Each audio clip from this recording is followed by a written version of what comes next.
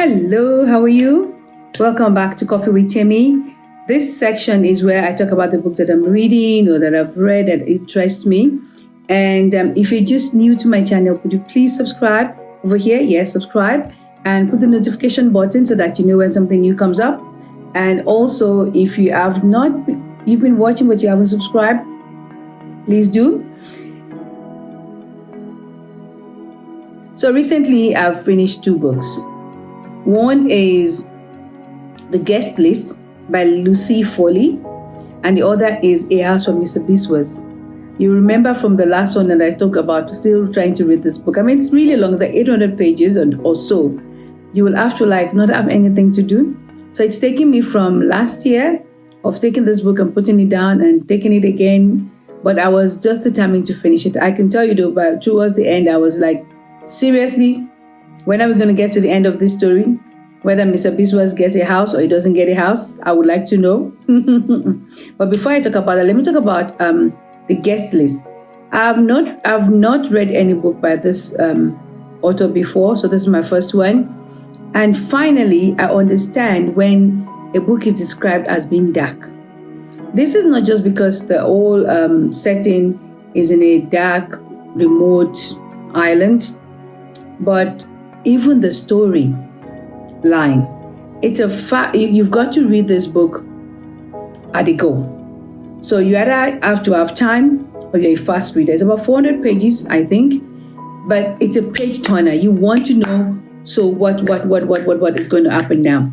I don't know what's going on, whether it's the books that I've chosen recently, but I'm finding that the books that I've been reading and different authors now, they're all coming from the perspectives of the stories, all from the different people that are in the book. And this is gripping.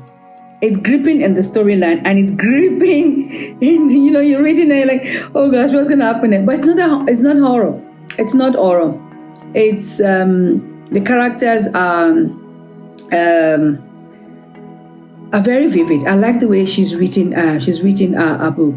It's there's the old boys school network. There is the outsider. There's always an outsider when there's an old boys school. There's always an outsider. It's a romance. Well, maybe not a romance, but maybe it's about not even love. I wouldn't even say it's a love triangle.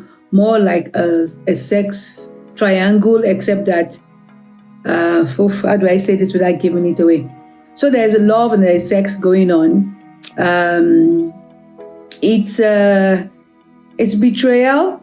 It's not a love story. No, it's not a love story, and it's a thriller. I think that it's suspense and thriller combined. That's it. The the pictures are so vivid. You actually are walking down the path with them. You're actually in the cave when they're in the cave. You can smell the sea. I like authors who can write like this. It's gripping. The story is fantastic. The ending is so unexpected. I'm like, what is going on here? You will enjoy it. You will enjoy it. I don't know how to say anything about this book without giving away. So it's about an old boys' school, about a particular. It's centered around somebody getting married. Okay, let me do that.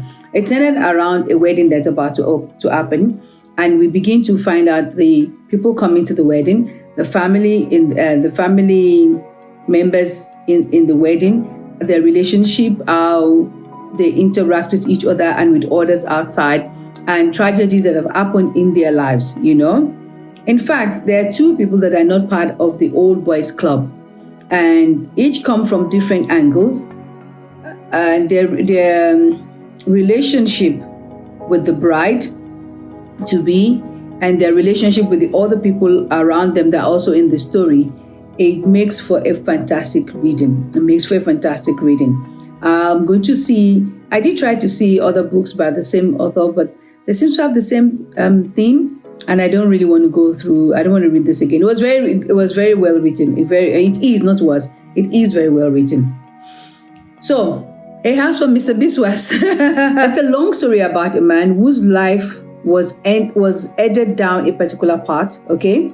Because that's what his caste that he was born into. It's set in Trinidad long time ago. It's an Indian family, and he refused, to stay within that position that his caste says that's all that he can be, or that because of his level of financial that was known, but the level of financial capacity that he had, he refused to accept that it could not be more than that. His life was just kind of jelly-like, it was like walking in jelly-like substance, which is it moves forward and the progress is made sort of closes, and then it's got to go backwards. It was like moving without moving. I could almost feel him. I felt him, really. I felt so sorry for him. He didn't want his children to be also labeled that he could not do beyond that. He had a desire to have something that was his own, to possess, to own, hence the house that he wanted. It didn't matter what kind of house, but he didn't want a particular. No, that's wrong. He didn't want a particular kind of house, and yet he could not afford the house that he wanted. So he had to find a balance in between somewhere. But the journey to get to this house took a while. Took a while for me reading it as well. He had family along the way. He had children along the way, and just the adventures of his life. Okay, it's not as fun as the adventures of Huckleberry Finn, for example, but this is interesting to read if you've got the time, or if you maybe during winter, cold days, cold nights, you could snuggle up in bed and just read this. It's interesting reading if you like drama. It's not a page turner. It's not. And I actually wonder how someone was able to write so much. The only other book that I've read that was so long, I think, is The Devil's Theatre by Jonathan Kellerman. That is a wonderful crime novel if you like crime. And if you don't mind all the killings and the blood. You know me by now. Anyway, so that's a